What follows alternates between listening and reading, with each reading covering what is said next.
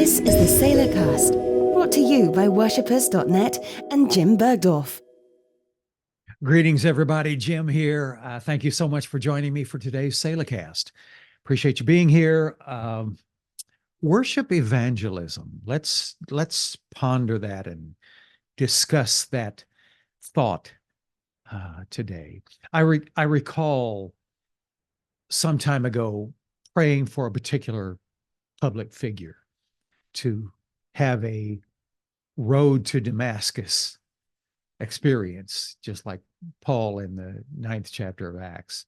And from that experience came the life and ministry and influence of Paul the Apostle. That's where it was birthed, was born. I was praying for this individual, and God spoke really strongly and clearly to my heart that the person, other than how I was praying, he needed to encounter a Stephen.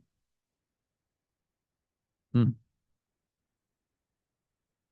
I was stopped and was pondering that.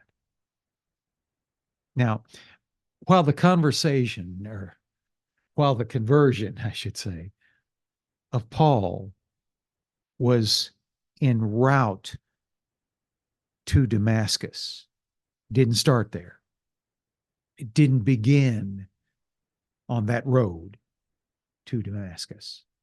That event was actually the harvest of a seed that was planted 2 chapters earlier when he witnessed Stephen peacefully turning a stoning into a secret place encounter with God.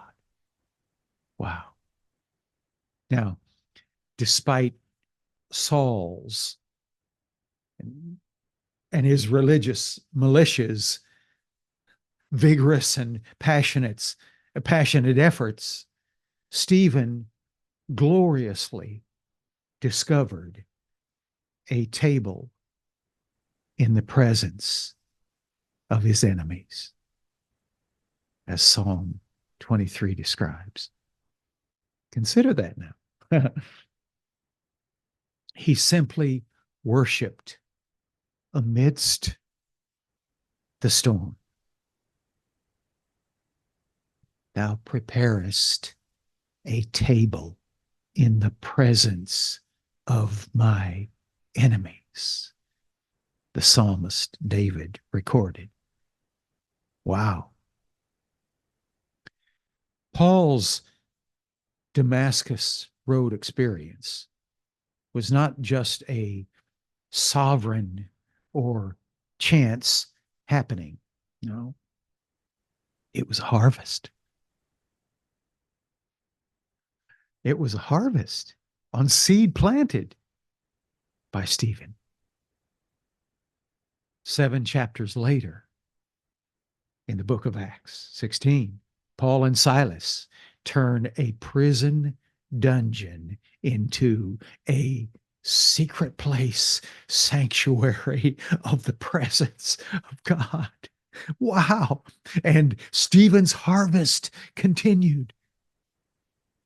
Their Philippian jail, secret place, worship service produced not only salvation for everyone in that jail, everyone who witnessed it, anyone near enough to hear it, but it birthed the church at Philippi. That's worship evangelism.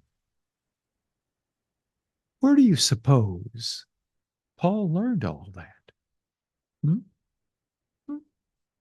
Well, while most personal evangelism today simply attempts to persuasively present a concept of God, my friend, nothing is as compelling to the human heart as genuinely encountering God's majesty and presence. Selah. Pause and ponder that today. Amen. Amen. This has been a Psalm of Jim. And if you like these, if you enjoy these little vignettes on your social media, please, however you're getting this, like, subscribe, share, comment. Let us know. Tell a friend about us. And we'll see you next time.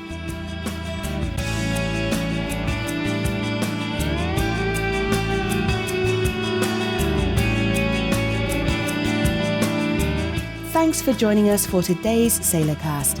For more info about Jim's books, music, and SailorCast programming, visit worshippers.net.